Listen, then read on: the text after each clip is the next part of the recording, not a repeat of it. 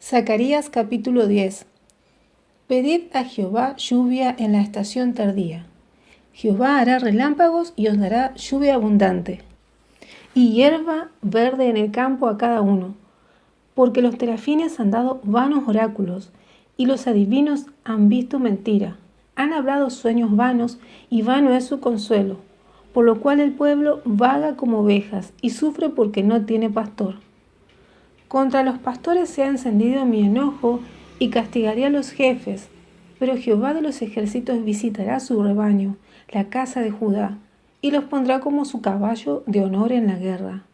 De él saldrá la piedra angular, de él la clavija, de él el arco de guerra, de él también todo apremiador.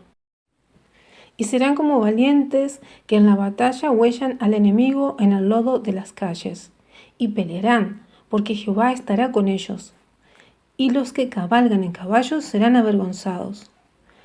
Porque yo fortaleceré la casa de Judá, y guardaré la casa de José, y los haré volver, porque de ellos tendré piedad, y serán como si no los hubiera desechado.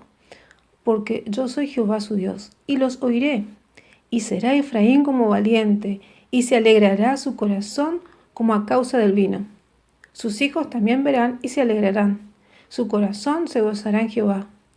Yo los llamaré con un silbido, y los reuniré, porque los he redimido, y serán multiplicados tanto como fueron antes.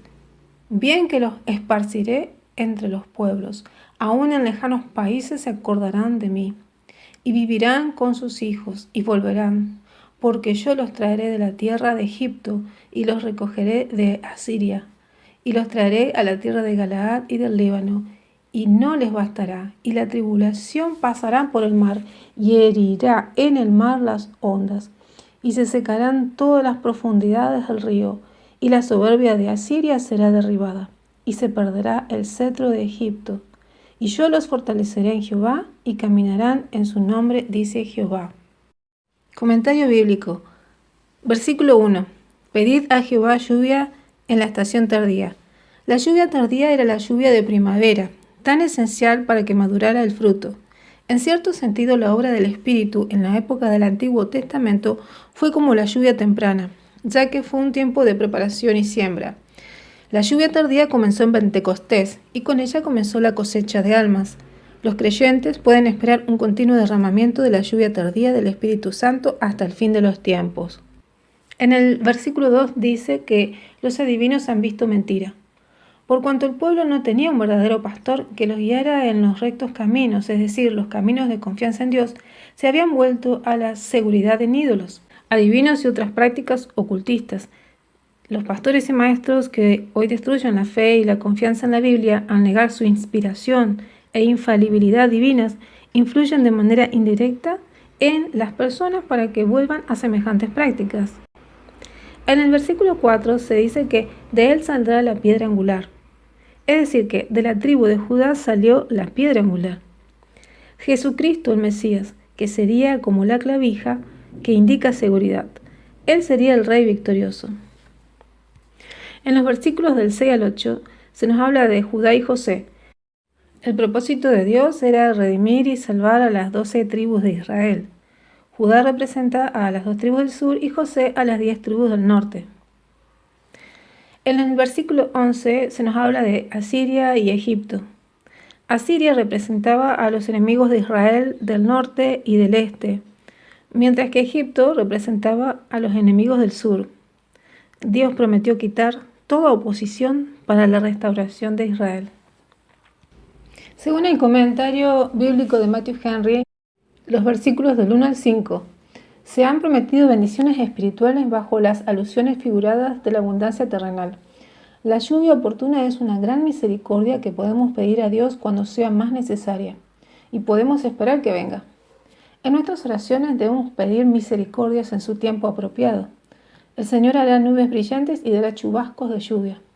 Esto puede ser una exhortación a pedir las influencias del Espíritu Santo con fe y por oración, a través de lo que se obtiene y se disfruta de las bendiciones anunciadas en las promesas. El profeta demuestra la necedad de recurrir a los ídolos como habían hecho sus padres. El Señor visitó con misericordia al remanente de su rebaño y se ocupó de renovar su coraje y fuerza para el conflicto y la victoria. Toda criatura es para nosotros lo que el Señor hace que sea. Todo el que es levantado para sostener la nación como piedra del ángulo al edificio, o para unir a los que difieren, como los clavos unen los distintos maderos, debe proceder del Señor. Y los encargados de vencer a sus enemigos deben sacar de él su poder y éxito. Esto puede aplicarse a Cristo. A él debemos mirar para levantar personas que unan, sostengan y defiendan a su pueblo. Él nunca dirá, me buscáis en vano. He aquí promesas del versículo 6 al 12, preciosas para el pueblo de Dios, que mira el estado de los judíos y hasta los tiempos postreros de la iglesia. La prédica del Evangelio es el llamado de Dios para que las almas vayan a Jesucristo. Dios reunirá por su gracia a los que Cristo redimió por su sangre. Las dificultades se superarán fácil y eficazmente, como las del camino de la liberación de Egipto. El mismo Dios será su fuerza y su canción. Cuando resistamos y de ese modo pensamos a nuestros enemigos espirituales, entonces se regocijarán nuestros corazones. Si Dios nos fortalece, debemos ponernos activos en todos los deberes de la vida cristiana. Debemos ser activos en la obra de Dios y debemos hacer todo en el nombre del Señor Jesús. Comentario de la Biblia Plenitud. En el versículo 1, Zacarías recuerda a Judá que Dios tiene poder sobre la lluvia, aún en la estación tardía, que es la primavera, cuando uno asume que habrá suficiente lluvia. Desde el punto de vista espiritual, solamente Dios puede enviar suficientes bendiciones y poder para hacernos madurar en Cristo. Debemos pedir sus bendiciones y no solamente darlas por sentado. Desde el versículo 3 al 12, se refiere al juicio de Dios contra líderes pasados y presentes de Judá y el futuro papel del Mesías como un buen pastor, incluyendo el efecto restaurador que ello tendrá. De nuevo, este pasaje se entiende mejor desde la perspectiva mesiánica y apocalíptica. En el versículo 3, los líderes, que deben ser pastores para el pueblo, son presentados como jefes, a los que Dios castigará. En el versículo 4, el Mesías es la piedra angular, la clavija de que penden los destinos de la humanidad, el arco de guerra que conquista, el apremiador que reina. En el versículo 9, se nos dice que aunque el pueblo del pacto sea esparcido entre las naciones, Dios promete que volverán. Esta profecía se cumplió parcialmente en los días de Zacarías con el retorno de los exiliados de Babilonia, pero su consumación final ocurrirá en la Nueva Jerusalén, donde no solamente los judíos, sino todos los pueblos adorarán a Dios. Y por último voy a leer el comentario o notas de la Biblia de las Américas de Estudio. Cuando se nos dice pedir lluvia, la lluvia sería la evidencia de la bendición de Dios. Cuando se dice que no hay pastor, es decir, se refiere a un líder fiel que no hay. Pastores o machos cabríos también se usa esa expresión para describir a los líderes de las naciones que Dios había usado para disciplinar a su pueblo: Asiria, Babilonia, Persia, Grecia. La casa de José. La casa de José está compuesta por las tribus de Efraín y Manasés. Esta porción de Palestina representaba el territorio más grande y defendible del reino del norte, Israel.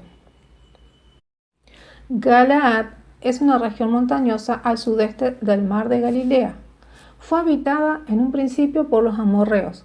Este territorio fue entregado después por Moisés a la tribu de Manasés, lo cual lo podemos leer en Números 32:40. Dios bendiga su palabra y a todos que la escuchan.